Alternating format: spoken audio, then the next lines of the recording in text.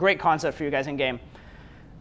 Girls will give you a number because of value, but they will meet up with you because of comfort, right?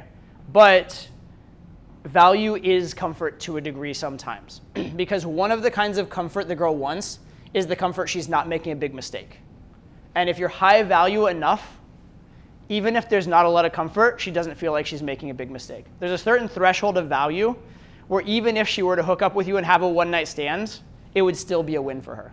If you can get that level of value, you still want to have comfort, but it does take care of some of the comfort equation for you.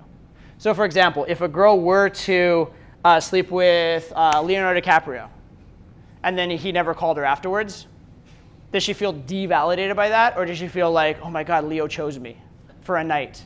Right? So at a certain level of value, the very fact that the value is there serves as the comfort, because even for a hookup, she doesn't feel like she's making a mistake with you. So there is a point where that's the case.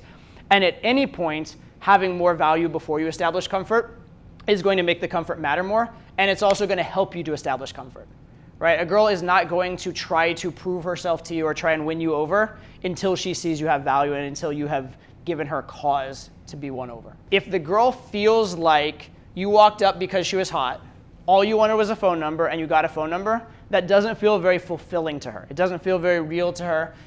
It feels, kind of hollow. Right? If she feels like she had to work for you, she feels like it was special, she feels like you wouldn't just take any girl's number, that really, really helps. So one of the best things you can do if you want to make a number solid is evaluate holistically. Find 2 different things about the girl that you like that are not related and like the combination. Right? So let's say this girl is a successful attorney and also does some like physical activity thing, like an ultra marathon runner or some shit like that. Finding the combination of the two and be like, that's so interesting that you found time for both of those and your passion. It's a rare combination. I really respect that, right? That is a genuine compliment that she earned, and she's gonna feel like, oh, he liked me for something other than my appearance. He liked me for my personality.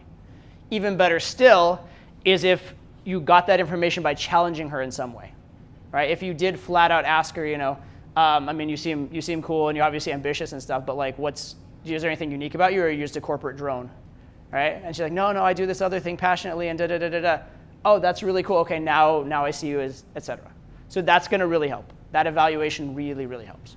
Sometimes the girls just I like those lively, vibrant girls, but sometimes girls just say, she's like, I'm boring. Yeah, I'm boring. Uh-huh. I'm just keeping myself a lot of time. Yep. When that happens, it means you qualified too early. Right? It means you tried to qualify at the wrong time. Right? So there is the girl who's willing to qualify, which is great. There's the girl who's unwilling to qualify, which means you qualified before the value was there to qualify. And then there's the girl who wants to qualify and can't. Right? The girl who is trying but can't come up with something to say. And that one's also fine, by the way. If the girl's trying to qualify to you but she can't come up with anything, just help her. Right? So if you're like, what's unique about you? And she's like, oh, I don't really know. I'm like, well, do you have any hobbies? Like, what do you do in your spare time? And you can dig it out of her and you can find it if she's willing to do it, right? But yeah, you need the girl to be willing to qualify, because asking a girl to qualify is an investment, right? And this is another great model for a game.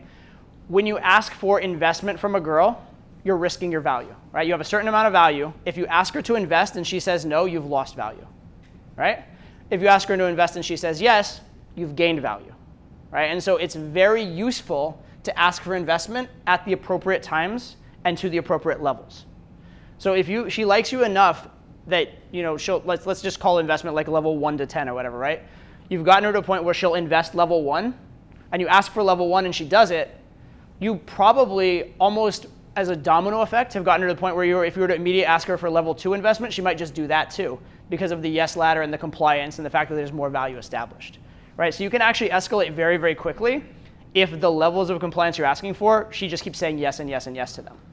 But if she's ready for level 1 and you ask for level 5, and she's like, no. Now you've lost value, and also she's refused level 5.